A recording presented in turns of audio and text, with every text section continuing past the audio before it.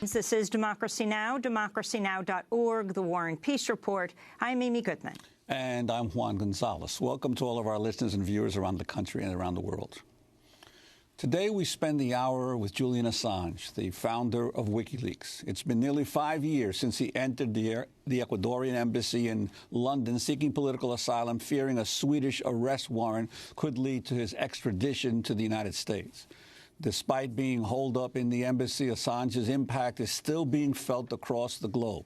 His asylum case recently became an issue in the Ecuadorian presidential election. The right-wing candidate Guillermo Lasso had vowed to remove Assange from the embassy if he won. But Lasso lost to President Rafael Correa's former vice president, Lenín Moreno, who said Assange is welcome to stay. Meanwhile, WikiLeaks recently began releasing a massive trove of secret CIA documents exposing how the agency has developed tools to hack into and spy on principal phones, computers, and televisions all over the world. WikiLeaks described the leak as the largest ever release of confidential documents on the CIA. WikiLeaks' activity before the 2016 election is also still generating headlines. Just before the Democratic National Convention last July, WikiLeaks published 20,000 internal emails from the Democratic National Committee. Within 2 days, the head of the DNC, Debbie Wasserman Schultz, resigned her post, in part because the emails showed the DNC worked behind the scenes to discredit and defeat Bernie Sanders, who is challenging Hillary Clinton for the nomination. Less than 3 months later, WikiLeaks began publishing internal emails from Clinton's campaign chairman, John Podesta. Soon, Donald Trump was praising WikiLeaks on the campaign trail. This just came out. WikiLeaks, I love WikiLeaks. Between October 7th and Election Day, WikiLeaks would go on to publish 20,000 of Podesta's emails, generating a rash of negative stories about the Clinton campaign. U.S. intelligence agencies have accused Russia of hacking the DNC and Podesta accounts, but many questions still remain about what happened. During a recent congressional hearing, FBI Director James Comey placed the blame on Russia intelligence when questioned by Congressman Adam Schiff. Do you know whether the Russian intelligence services dealt directly with WikiLeaks or whether they, too, used an intermediary? We assessed they used some kind of cutout. They didn't deal directly with WikiLeaks, in contrast to DC Leaks and Guccifer 2.0. That was FBI Director James Comey on March 20th. Well, joining us now from the Ecuadorian embassy in London is Julian Assange, the founder of WikiLeaks. Julian, welcome back to Democracy Now! Good morning, Amy. Did Russia leak the documents, either the DNC documents or the John Podesta emails, to WikiLeaks? We have said quite clearly that our source is not a member of any state, including the Russian government. Now, if you look at these statements by James Comey, James Clapper, going back a couple of months, statements by Barack Obama, they all are harmonious with our description. Now, what the U.S. investigation by James Comey seems to be trying to say, at least in public, is that they perceived that there was some Russian hacking, or at least some hacking from somewhere, of the DNC, other institutions of the United States. In fact, the allegations are that several thousands of people were hacked in those operations. But how do you know? How do you know it's not Russia? How do you know it's not a state actor? Since you usually say you don't know who gives you documents. We look very closely at our publications. We tend to come to a good understanding of them, and so we're not willing to go into details about our source because it might describe the sort of person they are, the sort of jurisdiction that they're in, which could put them at risk. But we have said clearly that our source is not a member of a Russian state, and even the US government is not suggesting that our source is a member of a Russian state. And what appears to be going on is that there have been observations of hacking of thousands of people, or attempted hacking of thousands of people. That's quite normal in intelligence gathering activity before an election.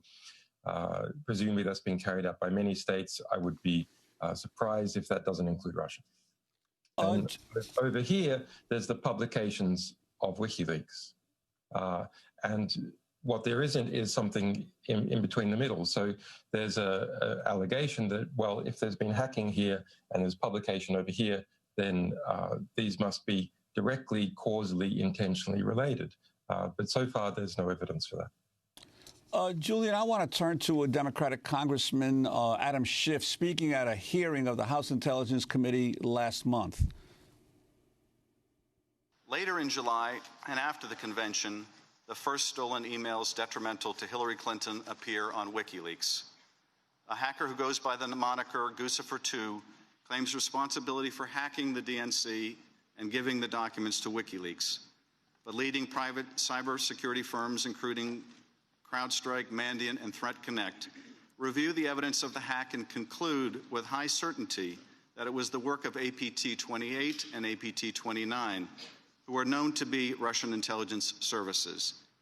The U.S. intelligence community also later confirms that the documents were in fact stolen by Russian intelligence and Guccifer2 acted as a front. Also in late July, candidate Trump praises WikiLeaks, says he loves them, and openly appeals to the Russians to hack his opponents' emails, telling them that they will be richly rewarded by the press. That was Congressman Adam Schiff. Julian, I'm wondering if you could respond to some of the things he's saying in that statement. Well, Mr. Schiff is a Democratic congressman who's trying to whip up a kind of neo-McCarthyist fervor in order to distract from the epic failure of Hillary Clinton and that team when they lost, of all people, to Donald Trump. So it's not particularly interesting. I think we should pull back and put things in context.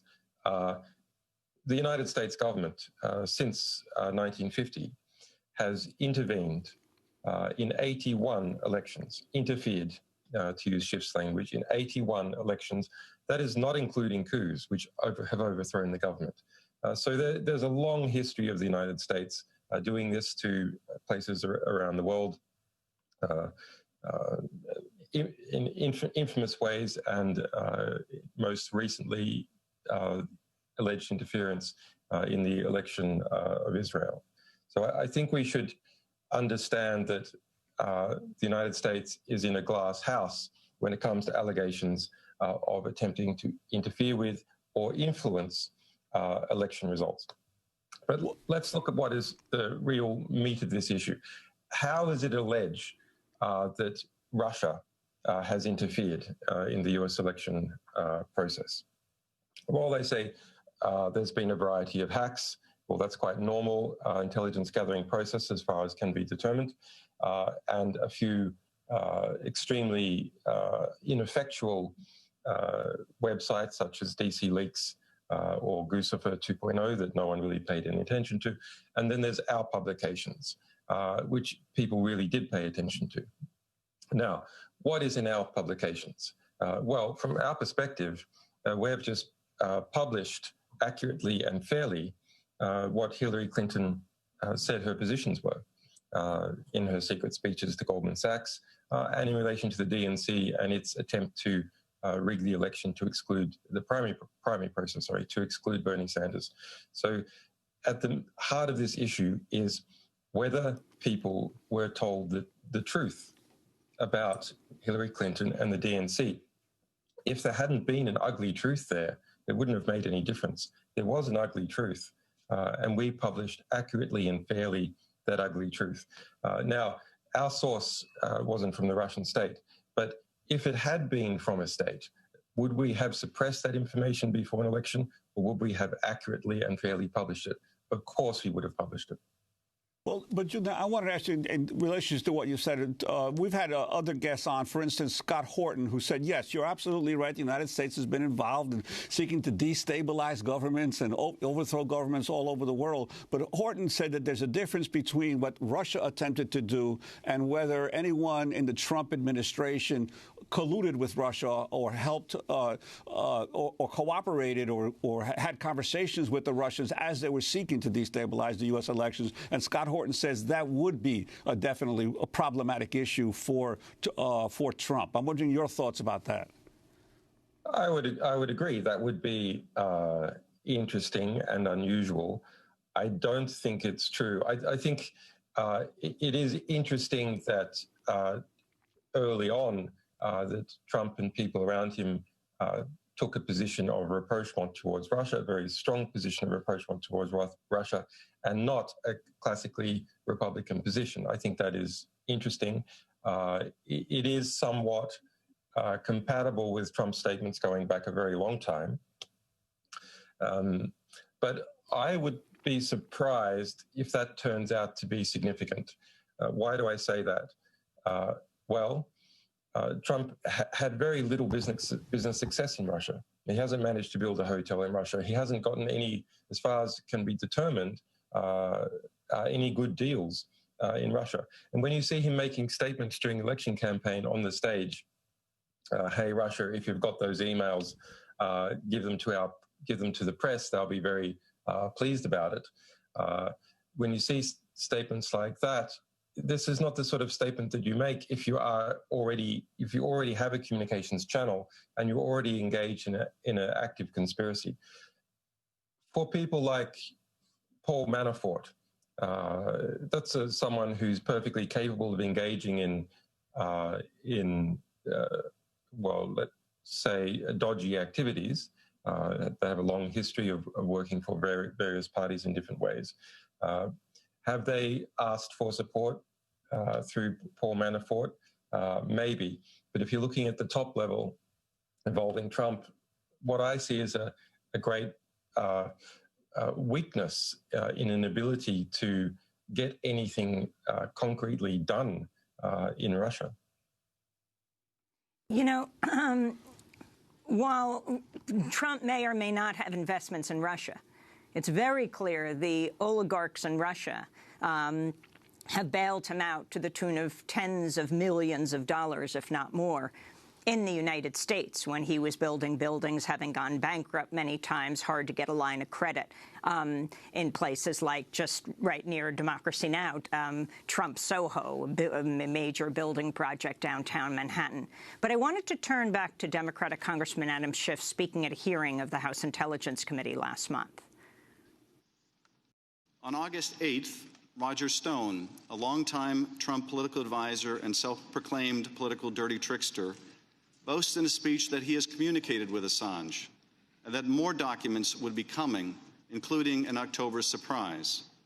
In the Middle East, he also communicates with a Russian cutout Guccifer II and authors a Breitbart piece denying Guccifer's links to Russian intelligence. Then later in August, Stone does something truly remarkable when he predicts that John Podesta's personal emails will soon be published. Trust me, he says, it will soon be Podesta's time in the barrel, #Crooked Hillary. In the weeks that follow, Stone shows a remarkable prescience. I have total confidence that WikiLeaks and my hero, Julian Assange, will educate the American people soon, he says, #lock her up. Payload coming, he predicts, and 2 days later, it does. WikiLeaks releases its first batch of Podesta emails. The release of John Podesta's emails would then continue on a daily basis up until the election. And this is Trump advisor Roger Stone speaking on August 8th. With regard to the October surprise, what would be your forecast on that, given what Julian Assange has intimated he's going to do? Well, it could be any number of things. I actually have communicated with Assange. I believe the next tranche of his documents pertain to the Clinton Foundation, but there's no telling what the October surprise may be. That was Roger Stone speaking August 8th in Broward County, Florida. If you could respond to the substance of what they're saying, Julian, and explain what is your relationship with Roger Stone? Well, I don't want to be an apologist for these people, but really party politics in the United States is something that everyone has to get away from. This creation of two polarities by different elites that then suck up all the political energy in the country. Well, we can talk a little bit later about what's happened to the Trump administration and this fascinating process that we've been seeing about how many days does it take for the security sector to digest the president. Something like 75 appears to be the answer. Okay, Roger Stone, I've never communicated with the guy. He's never communicated with me, other than very recently to say, what are you doing, saying that we have communicated? Please explain, because as far as all our records are concerned, we haven't. He has simply brilliantly inserted himself into this equation. Now, remember, Stone was pushed out in 2015 from the Trump campaign. When WikiLeaks was engaged in its publications exposing interference in the primary process at the DNC, that was the biggest thing on the political radar for that time period. And so Stone, having nowhere to be, decided to suggest that he had communications with us. But let's look at his predictions. He predicted that our publications were going to be about the Clinton Foundation. He was wrong.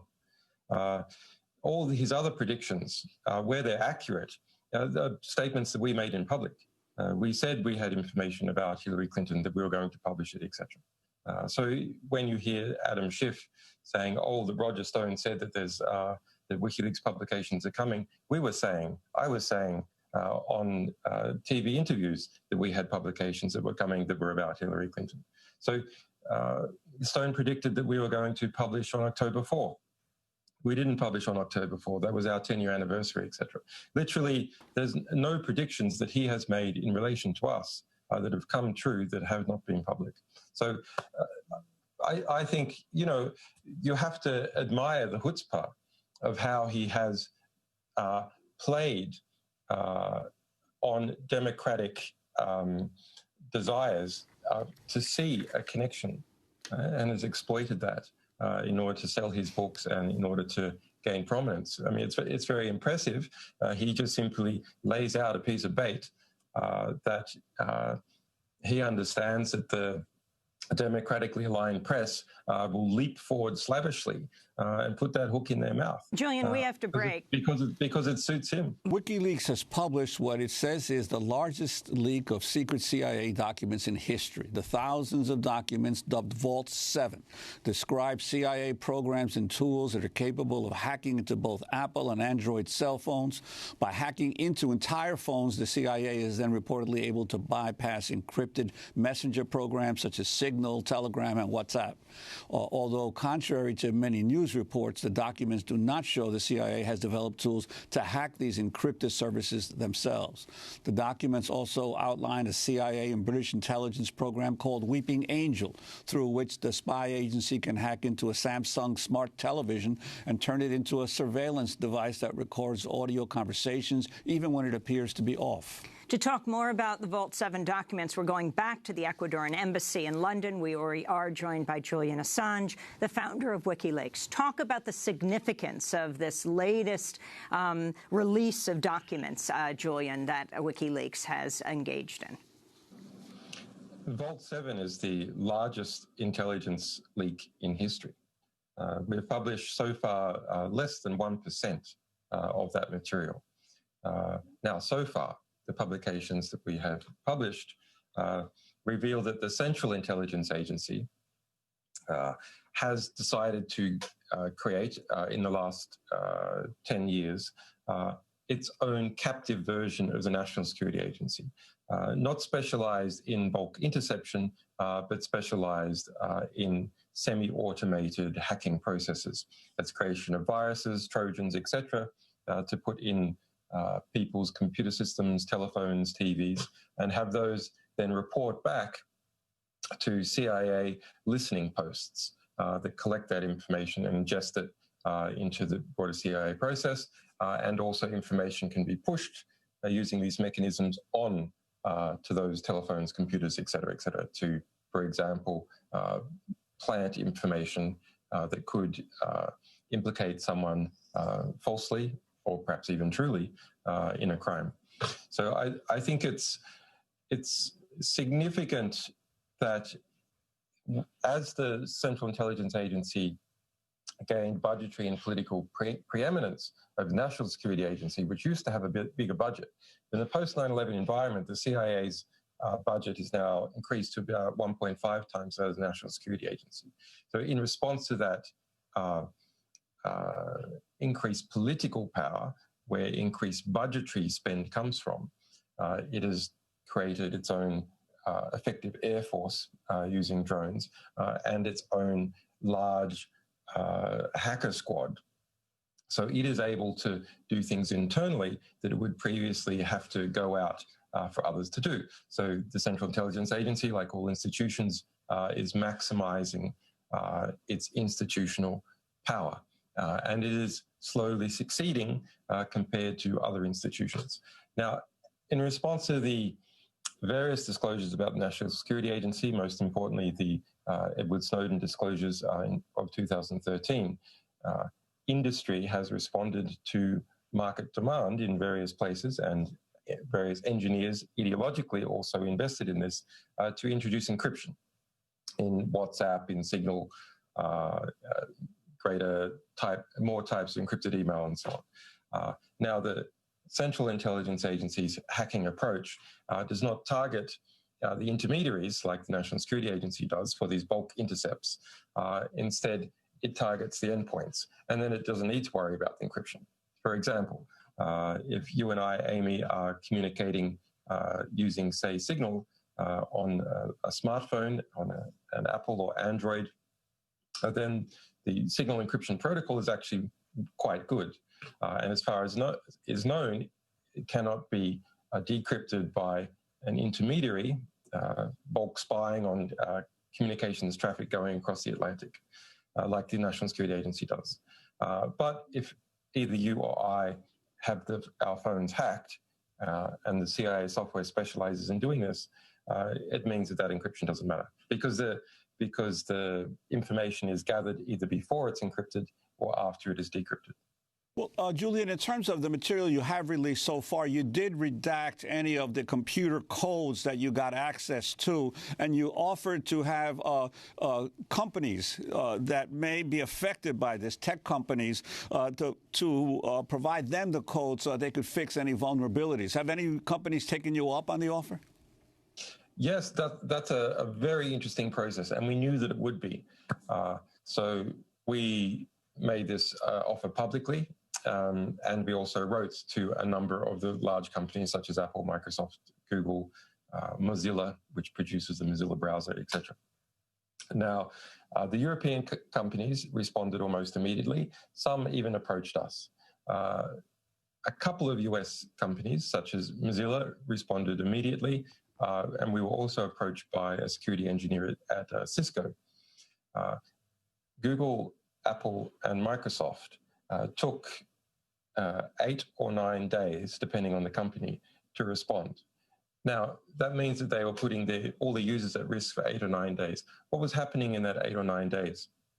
Well, we hear, we're not sure it's true for all of the companies, but we hear from one of the companies that what was happening is that they were engaging their lawyers, they've been worried about the politics, et cetera, et cetera.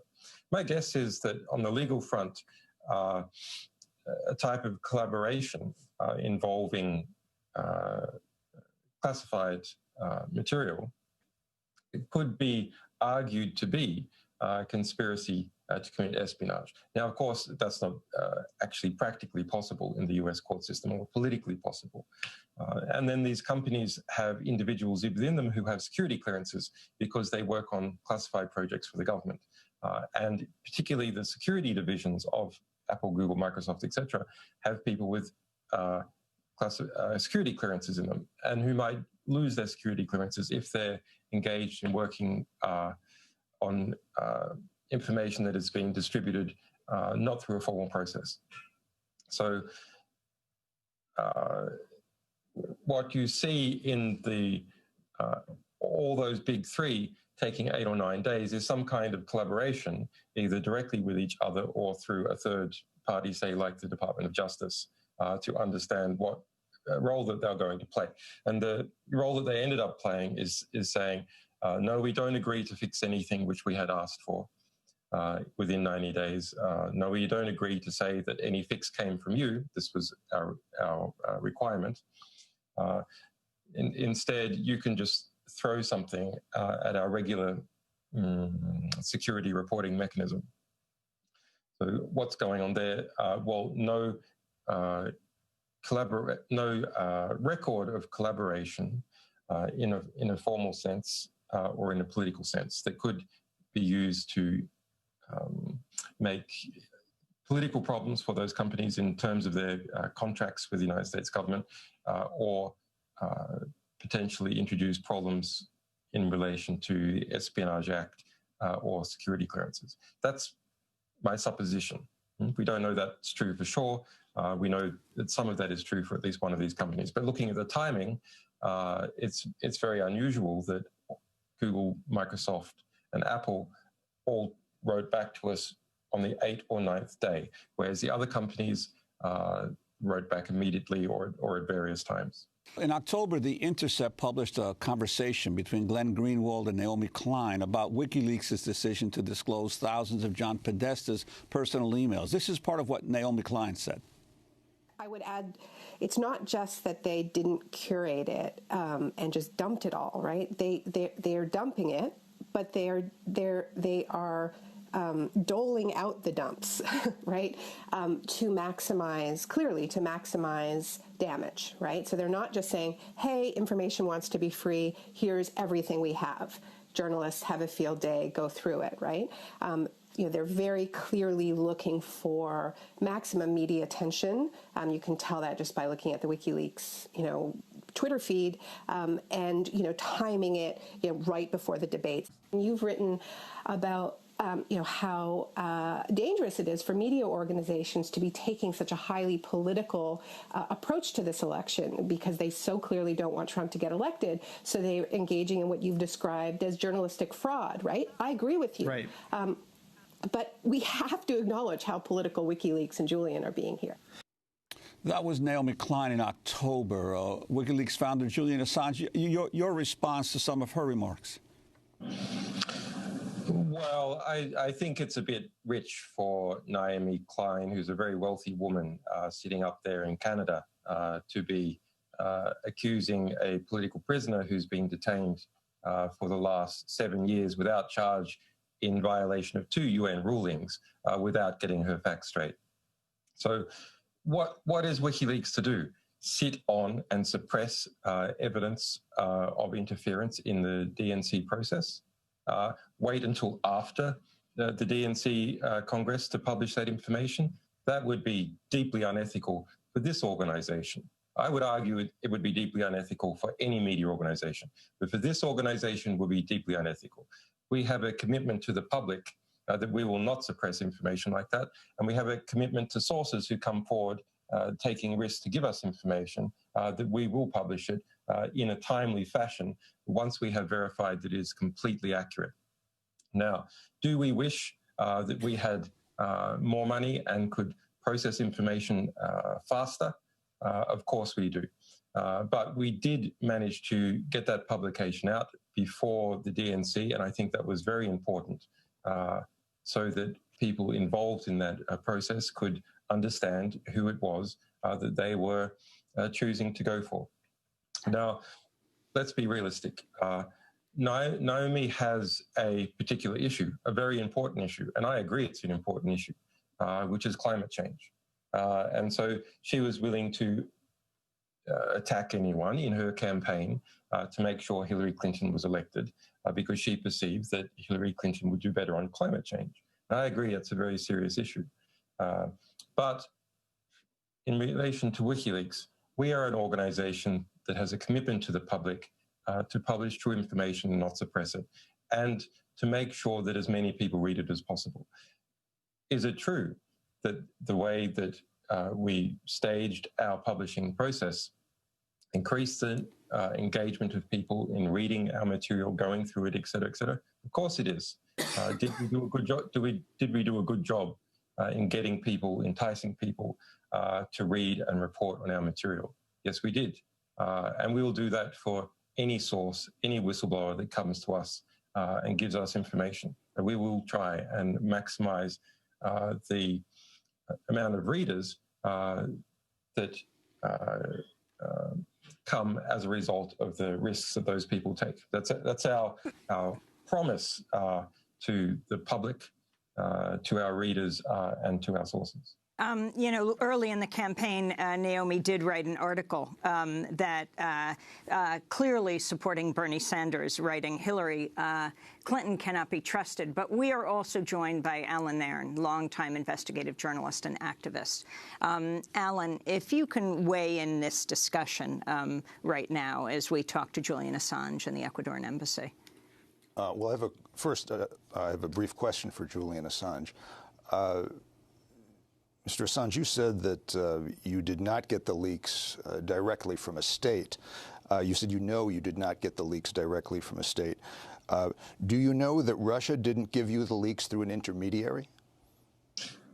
I'm not going to be playing 20 questions on our sources. I'm sure you understand, Alan, as a source protection organization, we're not going to be inscribing circles around who our sources are, how we communicate with them, any properties that might be used to arrest them or criticize them in some future process. So it is possible that, as Comey said, Russia gave you the leaks through an intermediary?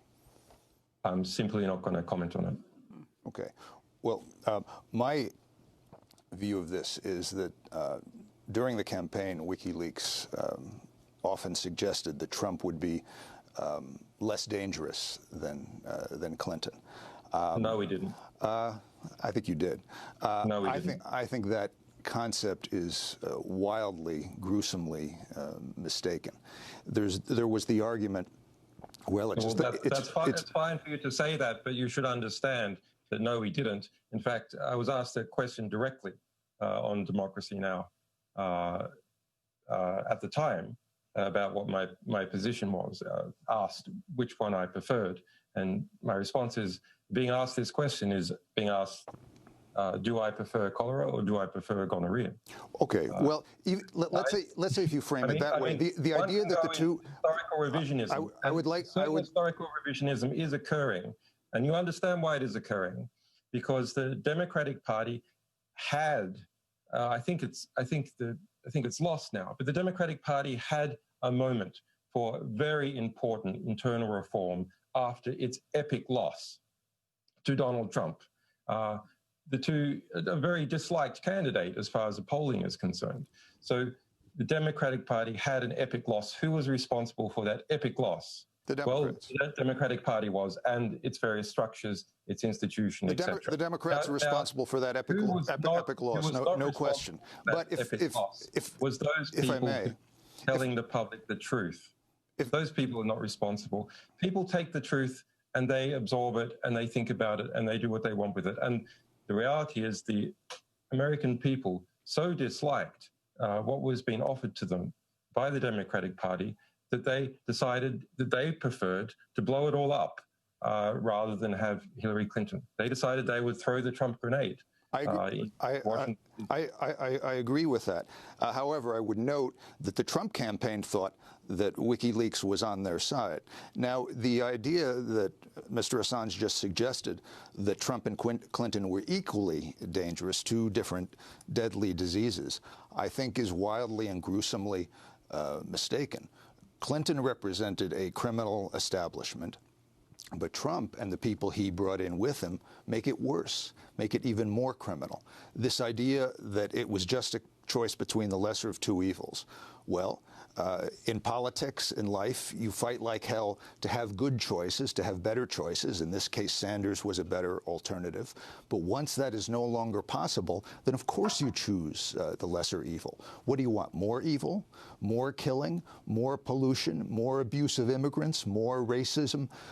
More impunity for corporations? More aid to death squads? More spending for the military? All of that is what you get with Trump, in distinction to the other bad things you would have gotten with Clinton. And the win of Clinton was not, or I'm sorry, the victory of Trump was not equally as bad as it would have been if Clinton had lost. It's a catastrophe. It's an utter catastrophe.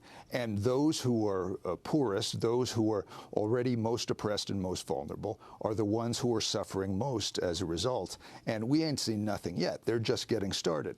Now with Gorsuch coming on the Supreme Court, and with the possibility that the legislative filibuster in the Senate will be abolished, as well as the Supreme Court filibuster, if that happens, that will give Trump and the radical Republican right, who now control the Congress, essentially absolute power. The only thing standing in their way will be some federal judges, which means that within the system there will be no blocking power. There will be nothing to stop them. In that case, the only way to stop them will be from outside the federal system, which means in the streets, or from the systems of the states and localities. We're in the midst of a right-wing revolution. I agree that a lot of this discussion about Russia and leaks is misguided, a lot of it, and it's diverting attention from two main facts. One, we're in the midst of a right-wing revolution that must be stopped and reversed. Two, the Democratic establishment discredited themselves, and they have to be removed and replaced by the Democratic base. Julian, your response, I'd like to also, if you can, talk about, you've mentioned it numerous times, the existence of the deep state and what the relationship of the deep state is to your perspective about what's going on right now in the United States. Well, look, up until very recently, and I guess we still have to see how it goes, I've been delighted by the conflict that has been occurring between the incoming administration and between the security services, etc. Why is that? Because it has shed light on both. It is resulting in the courts throwing nooses around the power of the presidency and tying them down. And I mean, that's something that I predicted would happen, and it is happening very rapidly. The problem for party politics in the United States is that the Democrats have been in collapse for almost 8 years at the council level, at the state level, and at the national level. So the election of Donald Trump, while he's an unusual person psychologically and Hillary Clinton was a particularly bad candidate, is actually part of something that's much bigger. And it's very interesting to think what that is, and because any solution in terms of party politics has to understand why it is that the democratic machinery has seemingly been in inexorable collapse over the last 8 years. And you can perhaps say it's to do with gross economic factors, perhaps the professionalization of the democratic class, where you have a revolving door of contractors and so on. You can see this in our DNC leaks, that you have educated, professionalized Democrats who have lifted off the working class base and who are then involved in a revolving door system, becoming lobbyists, going back into the DNC, etc. If you read the emails we've published about John Podesta, you can see that this is not just simply something that happens. This is an expectation within that community. And anyone who doesn't engage in that expectation, anyone who doesn't go into private industry and get a $400,000 a year consulting contract as a local or foreign agent, is viewed to be as a fool. So you can only keep up that game for so long. And it starts to turn people off, and you start to lose the base, and that's what happened in this particular run. But let me get Alan there. Let me get Alan's comment. I caution Alan strongly. I have a lot of respect for his work, but I caution him strongly to not get swept up into what is an attempt by the Democratic Party in this particular case, but by the two parties to polarize the population into party politics. There's lots of interesting things that can come out of this Trump administration. We're seeing great horrors, of course, but we are seeing these horrors. Not so interesting to the people who are being killed and deported. We're seeing the conflict with the security services, the deep state. Now, I've been writing, I've been writing about the deep state for a decade, using that word. Now, Turkish academics have been writing about the equivalent in Turkey. Some Hungarian investigative journalists the same within Hungary. And finally, this word is now something in US politics. It's not a new concept. It's essentially the military-industrial complex plus lobbyists plus contractors plus people in the Senate Intelligence Committee, et cetera, et cetera. We all understand what that is. We just have 30 seconds, Alan, and I wanted to get you a final comment. The conflict between Trump and the intelligence and the deep state is a spat, not a struggle. Trump has insulted them, he has disrespected them, so they're unhappy with that. More importantly, Trump wants them to change their tactics, to become more crude and even more violent. Once they work together on a couple of new wars, they'll get along just fine. Well, we're going to leave it there. I want to thank you for joining us, Alan Nairn and Julian. In our last 10 seconds, you're coming up on 5 years in the embassy. How are you doing in the Ecuadorian embassy in London? Well, last year, I won an epic victory against the UK government and the Swedish government at the UN. Formal ruling. It's repeated in November. Those governments still have to obey the UN. I'm being illegally detained, and I should be freed and compensated. That's according to the UN.